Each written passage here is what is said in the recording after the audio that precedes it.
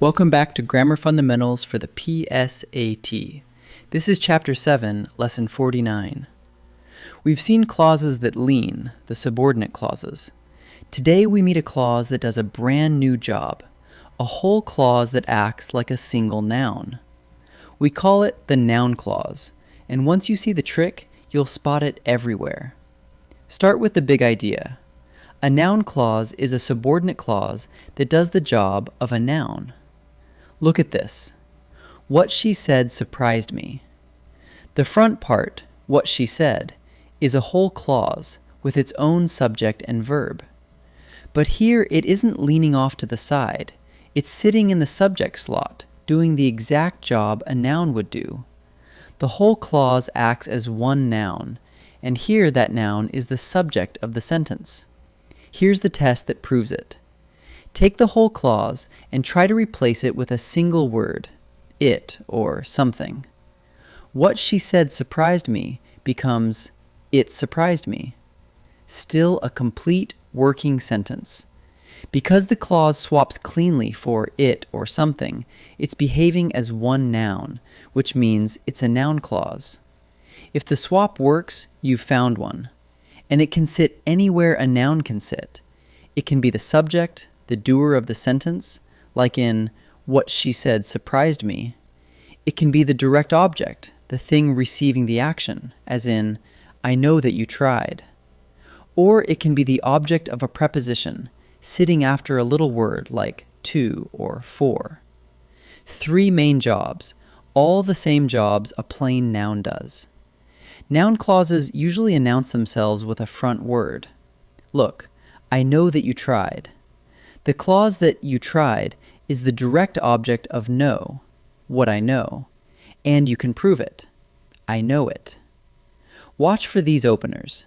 That, what, whatever, whether, why, who, whoever, whom, which, how, and when. Spot one of these starting a clause that's filling a noun slot, and you've almost certainly found a noun clause. In this first set, find the noun clause. Look for a clause with its own subject and verb that you could swap for the word it or something. Pause and try each one before I answer. Whoever finishes first wins a prize.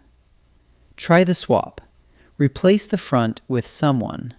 Someone wins a prize. It works, so whoever finishes first is a noun clause acting as the subject. So the answer is whoever finishes first. The coach knows that practice builds skill. Ask, the coach knows what? That practice builds skill. Swap it for it. The coach knows it. So that practice builds skill is a noun clause, the direct object. So the answer is that practice builds skill. Veda knows how the projector works. Veda knows what? How the projector works. Swap it for it. Veda knows it. So how the projector works is the noun clause, the direct object. So the answer is how the projector works. Now find the noun clause and decide how it is used, as the subject, the direct object, or the object of a preposition. Swap it for it or something, then see what slot it fills. Pause and try each one. Why you jog in the rain is a mystery. The noun clause is why you jog in the rain.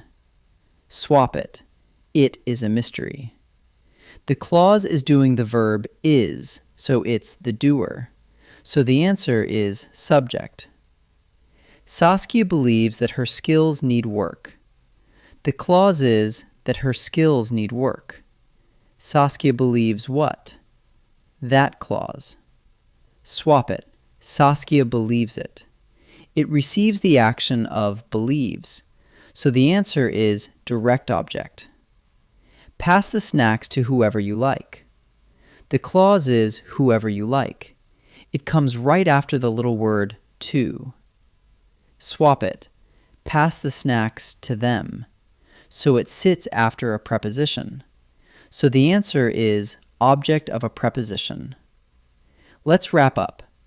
A noun clause is a subordinate clause that does the job of a single noun. It can act as the subject, the direct object, or the object of a preposition, anywhere a noun can sit. It usually opens with a word like that, what, whoever, whether, why, or how. And here's the test that never fails. Take the whole clause and swap it for it or something. If the sentence still works, you've got a noun clause. Great work.